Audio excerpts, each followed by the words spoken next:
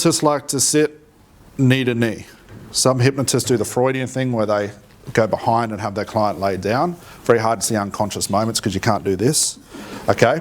The reason you want to be here, just make sure you blow your nose first. Okay? Reason being knee to knee, what it allows you to do, it allows your client to break the pressure.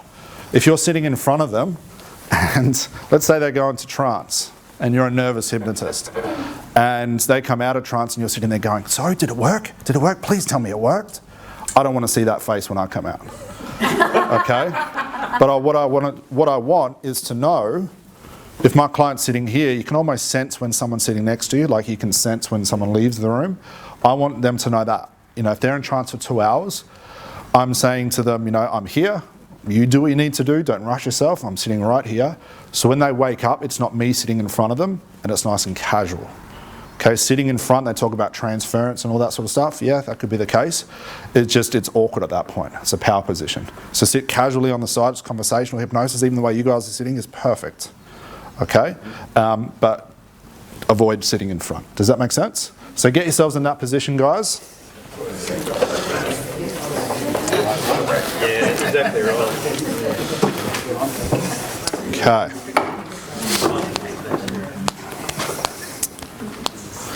All right, so what I would like you guys to decide is who is the hypnotist, and that we need one in each group.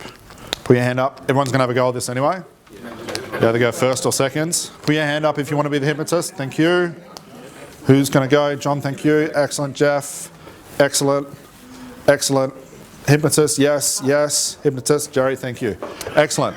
As the hypnotist, where do we need to start? Our clients come in, they're feeling nervous. Where's the best place for us to start? Priming. Don't start here. Don't look at them and start going, you're getting sleepy. Too quick. I want you to tell them in 30 seconds how wonderful you're going to treat them through this session. I might say, hey John, look, we're about to start this session. I want you to know I'm going to look after you. It's safe. You'll experience something so magical you remember this for the rest of your life. But don't worry, all you need to do is just sit there, get comfortable, listen to my voice. I'll do all the hard work for you, but you get the results. How does that sound? With the priming, is there any benefit in touch cues? Like, you know, John, you know, something like that. Does that create any power to the whole process, or does that make people more awkward? Or? Depends on the person if they want to be touched. And in order to lay down an anchor or something like that, hopefully that's what you're referring to, you've got to test it and you've got to touch them numerous times.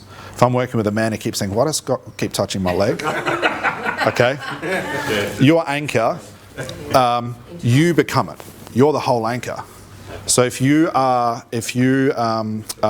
nice, considerate, caring, you're the whole anchor. Mean what you say and say what you mean. Okay? But again, you try these things. You just don't want your client to cower away. You don't want to touch them and they go, oh, hang on, what the hell did you do? Try and get out of that after that happens. It's going to be very difficult, okay? So like for 30 seconds, prime them. One of the keys you have to prime for every time, please tell them how safe it's going to be, how much you're going to look after them, how much you respect them and what's going to happen.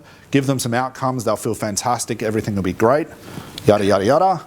But make sure they're safe at that point. Okay? Am I using the power linking words at this stage, or am I just... It'll probably come out naturally because you've got to have a sentence at that point. So just pep talk your client.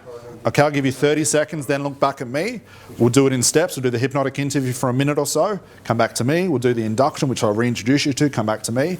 Then we'll put it all together. Okay? Any questions there, guys? Make them feel happy. Okay? If they start smiling uncontrollably, what does that tell you about the priming you just did? Good job. If they start getting nervous and scared, what does that mean? Same thing. Same thing. It's actually a good thing because it means the unconscious mind is already expressing itself. We'll look more at that later. So, this is it. Go for it. 30 seconds. Make them feel happy and excited. Do we have to come up with a problem first? No, just the priming.